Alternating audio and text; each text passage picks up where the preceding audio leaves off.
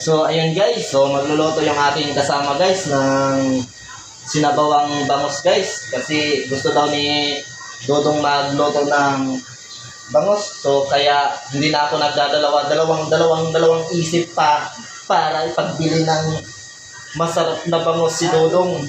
So ayan, meron pa yung mga sili. Yan, nagpakulo na si Dodong ng tubig at saka merong okra. So Dong, sarapan mo yan magluto ha. Ako pa, masarap to. Yan. Kung makakalimutan ang pangalan mo. Yan, guys. Aray ko po ha. Mamaya, titikman ko yung niluto ni Dodong.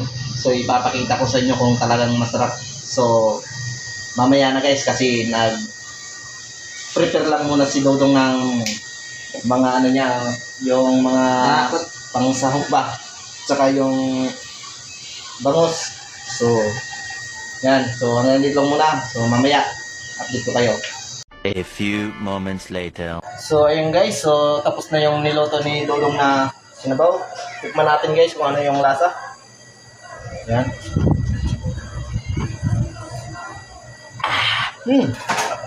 Maasim. Lasang-lasa ang kalamansi. Sakto. Yan. Suwabe ang timpla ni Dodong.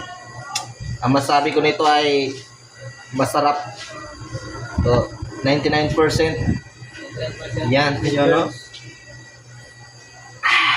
The best talaga si Dodong magtimpla. Galing, swabe.